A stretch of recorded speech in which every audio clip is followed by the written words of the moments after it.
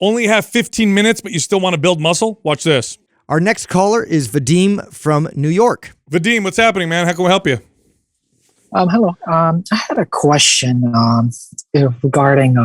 I was recently running low on time, and I've read this idea of trying to run like a full body routine just when you're low on time, with just a low bar squat, incline bench press, and a supinated bent over barbell row for like when you're short on time. I'm just wondering if that's even a good idea. Do you want me to stop, like leave it as a short term question, or just give you the long term? Well, the short answer to that is that's awesome. Yeah, that's a great. If I have 15 minutes, those are great choice. That's a great choice.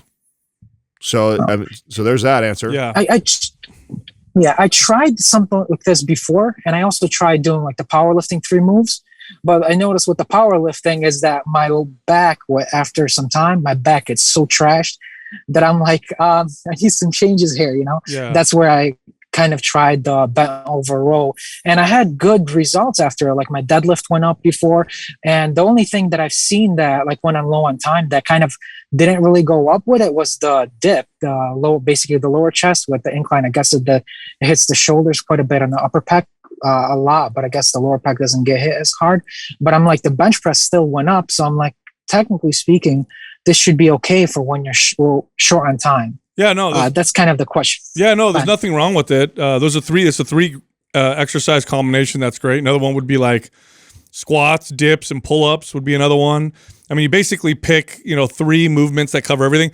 Your back probably got trashed before because you squatted and deadlifted in the same workout. And that's usually not a good idea for most people. It's just a lot on the lower back for most people. So I don't typically like to squat and deadlift in the same workout. If I squat, I don't deadlift. If I deadlift, I don't squat.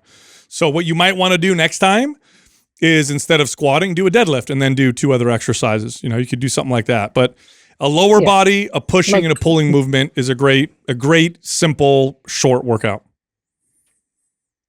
What would you recommend in terms of supplementing? Like today, I seem to have some more time. I'm planning to deadlift and dip and a chin up, maybe throw some lat raises. Or what would you like overhead press. If you're going to be running this short term? Yeah. What would you want to throw into it? Overhead press. Some kind of an overhead press. Yep, yeah, absolutely. Okay. And then if you have even more time, go ahead.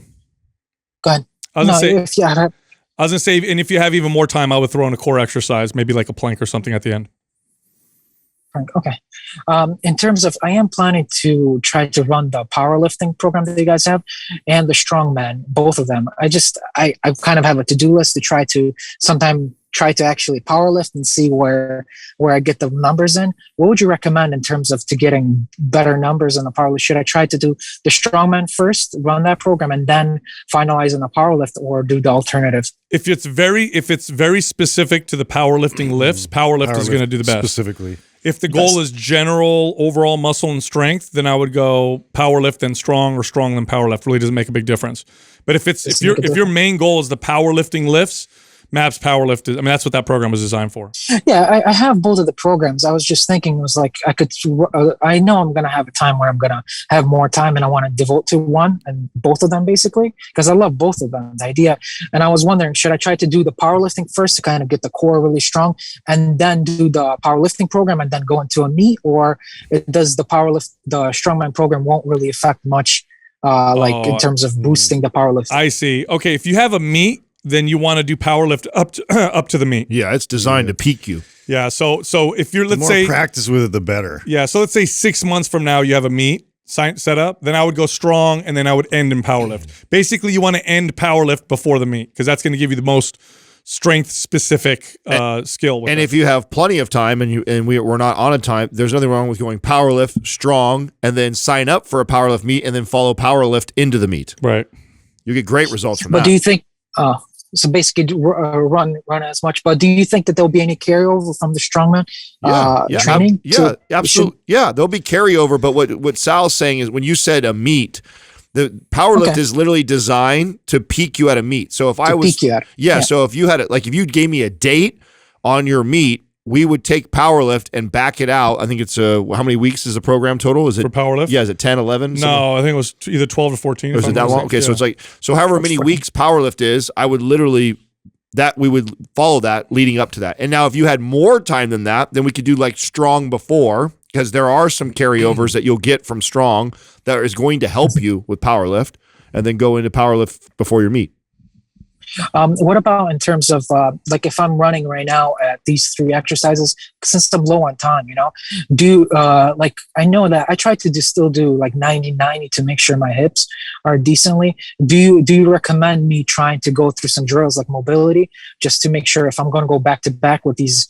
Should I try to get like MAPS Prime? Not MAPS Performance in the middle of it, or do you think the strongman will hit multiple of the angles enough that my joint should still be decent? If the good part about Prime is that you learn kind of where you need to focus the most, and so that's where you kind of develop your routine before every workout. Okay. So that's always going to be beneficial for you to carry into any of those programs.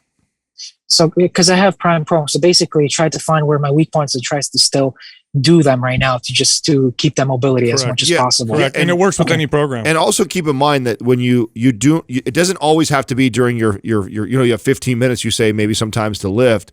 You can do those priming exercises and those mobility drills that are from that, at home, in front of the TV in your bedroom. Like, those are things that you're working on getting a better connection and working on like overall posture or joint health. It doesn't hurt to do that multiple times a day whenever you have free time. It doesn't.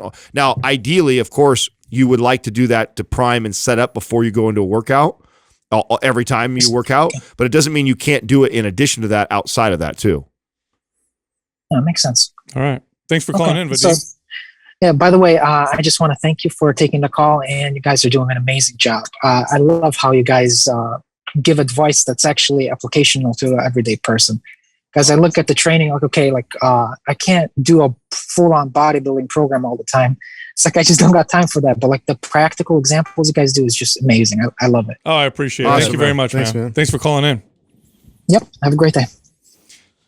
Yeah, when a lot of people, I know we've talked about this before, but it's important to reiterate that if you have a specific strength goal, in other words, I want to get strong at this specific movement, a lot of strength has to do with the skill of that movement. Right. So if I want to get good at squats, we got to squat, right? Mm-hmm. And now you could do lots of exercises that'll strengthen your quads, your hamstrings, your glutes, your core, all which are involved in a squat.